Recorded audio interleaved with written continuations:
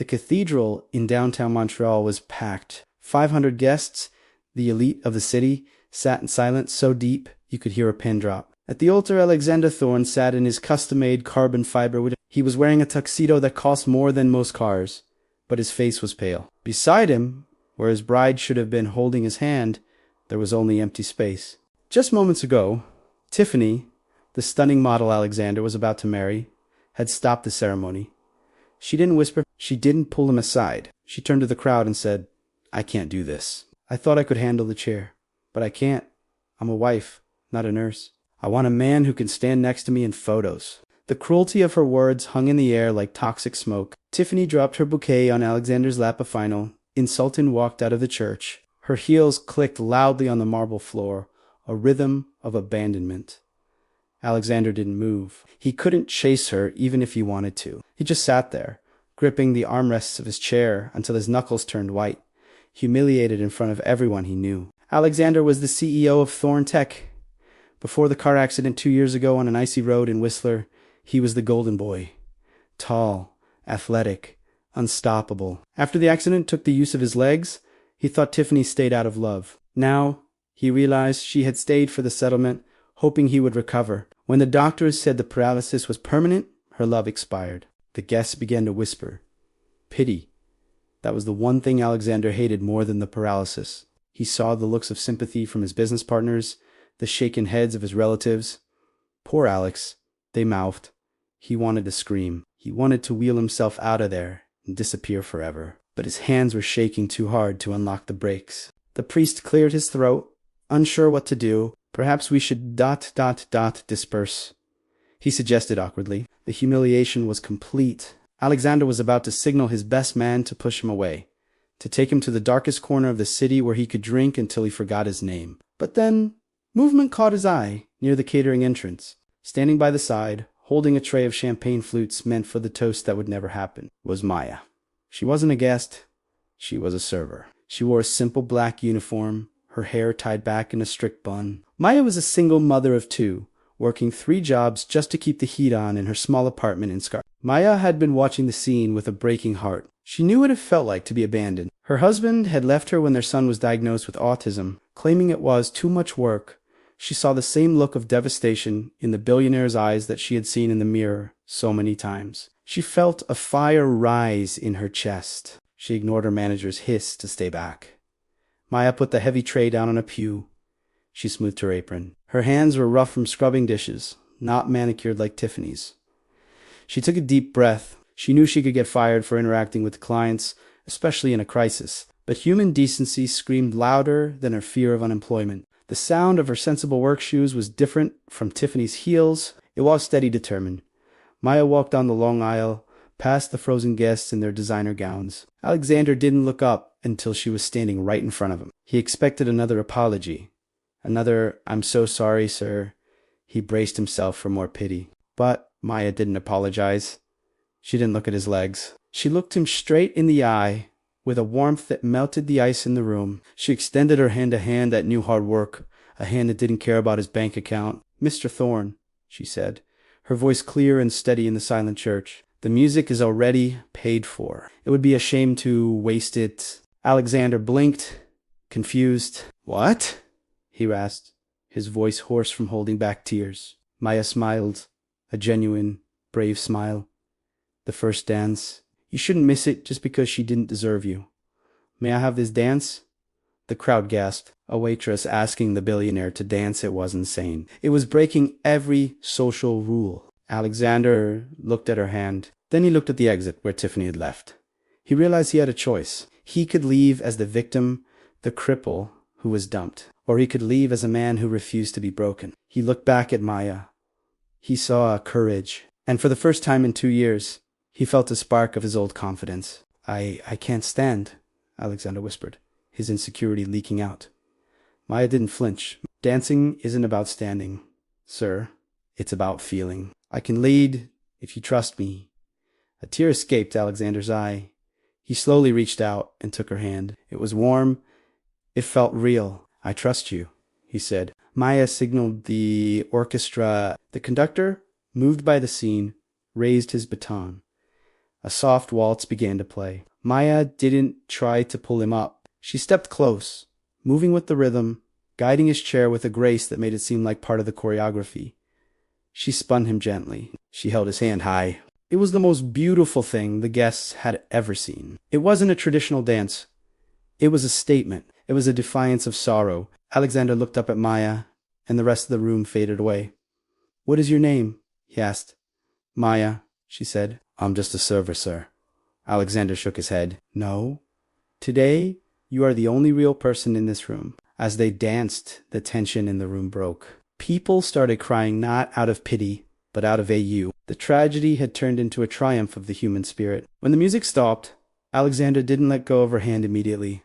He felt grounded. "Thank you," he said. "You saved me." Maya stepped back, suddenly remembering her place. I should get back to work. My manager's watching."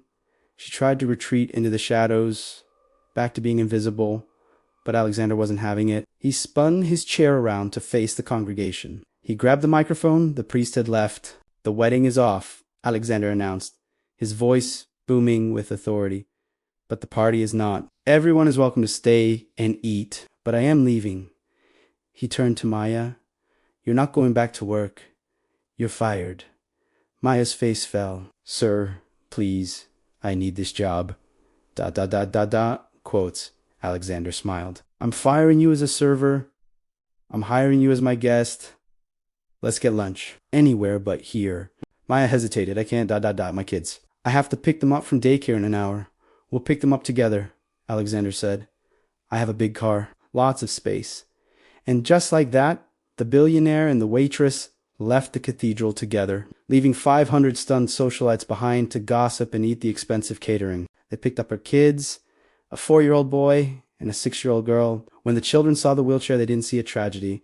They saw a cool machine. "Can it go fast?" the boy asked. Alexander laughed a Rio belly laugh. "Do you want to race?" They spent the afternoon in the park, Alexander doing wheelies, the kids chasing him. Maya watching, amazed. Over burgers at a diner, Alexander's tuxedo jacket draped over the chair. They talked. Maya told him about her struggles, her autistic son, the debt she carried. Alexander told her about the loneliness of his mansion, the fake friends, the pain of feeling useless. They connected on a level that had nothing to do with money and everything to do with survival. "Why'd you do it?" Alexander asked her. "Why did you step out of the crowd?" Maya dipped a fry in ketchup. "Because I know what it's like to be defined by one thing. People see single mom and judge me. People see wheelchair and judge you. I wanted to show them that we are more than our labels." That evening, Alexander dropped them off at their small apartment building. It was in a rough neighborhood. He saw the peeling paint, the dim lights. He felt a pang of guilt for his own excessive wealth. "Maya," he said before he left, "you didn't just save my dignity today. You woke me up." The next morning, Maya received a call. It wasn't her catering manager. It was a personal assistant from Thorn Tech. "Mr. Thorn would like to offer you a position," the voice said. "Not as a server. He needs a liaison for his new charity division focusing on disability and single-parent support. The salary is ... substantial." Maya took the job. It changed her life. She could afford therapy for her son, a safe home, and breathing room. But it wasn't just a job. She and Alexander became inseparable. They worked together, ate together. He fell in love with her kids, and they adored Uncle Alex and his Zoom chair. 6 months later, Tiffany tried to come back. She had heard that Alexander hadn't spiraled into depression, but was actually thriving. She showed up at his penthouse, wearing a revealing dress, crying crocodile tears. "I made a mistake, Alex. I was scared. I love you. Can we try again?" She ignored Maya, who was sitting on the couch reading to her daughter. Alexander looked at his ex-fiancée. He looked at her perfect legs, her perfect hair, and her empty soul. Then he looked at Maya, tired from a long day of work, wearing sweatpants, laughing at something her daughter said. "The choice wasn't even a choice." "You were right," Tiffany Alexander said coolly. "You said you wanted a man who could stand next to you." "I can't do that. But I found a woman who doesn't need me to stand, because she walks beside me no matter what." "You didn't leave because of the chair. You left because you're small. And my life has become too big for you." He closed the door in her face. It was the final closure he needed. He rolled over to the couch. Maya looked up. "Was that her?" she asked. Alexander nodded. "She wanted to dance," he joked.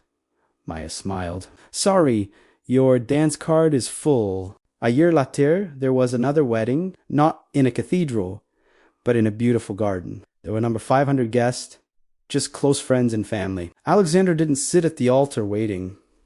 He was waiting at the end of the aisle, and when Maya walked down, she wasn't wearing a designer gown worth thousands. She wore a simple white dress, and she looked like an angel. When it was time for the vows, Alexander did something he had been working on in secret physical therapy for months. With the help of leg braces and a lot of pain, he gripped the altar rails, he pushed, he strained, and slowly, shakily, he stood up.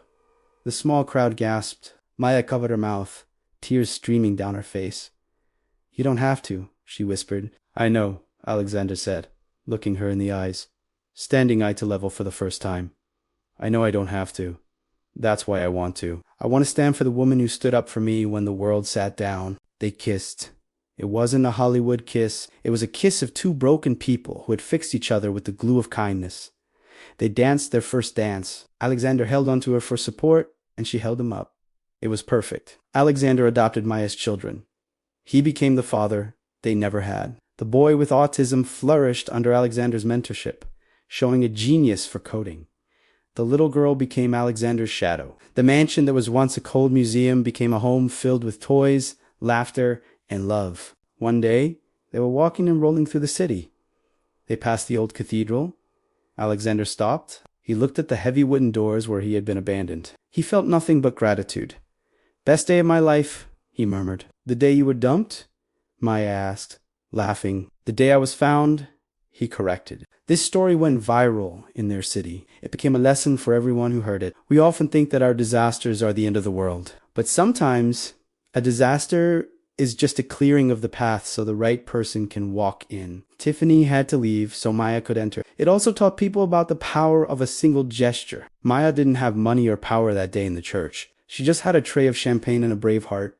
She saw injustice and decided to act. That one question, "Shall we dance?" changed the trajectory of 4 lives forever. We live in a world that worships perfection. We want the perfect body, the perfect partner, the perfect photos. But real love isn't about finding someone perfect. It's about finding someone who thinks your imperfections are irrelevant. It's about finding the person who plays the music when everyone else has gone home. Today, Alexander and Maya run a foundation that helps people with spinal cord injuries find employment and community. They prove every day that a wheelchair is just a way to get around. It doesn't define where you can go in life.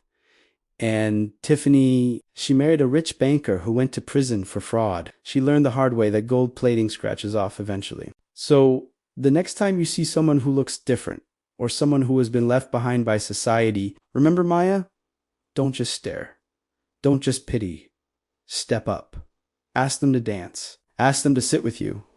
Offer a hand. You have no idea the miracle you might be starting. If this story touched your heart, if you believe that true love sees the soul and not the body, hit the like button. Let's show the algorithm that kindness is the best content. Comment "True Love Stands" below if you enjoyed this. Share this video with someone who feels lonely or rejected. Remind them that their Maya is out there, maybe carrying a tray, just waiting for the right moment to step in. Thank you for watching, and thank you for being part of our family. Don't forget to subscribe. See you in the next video.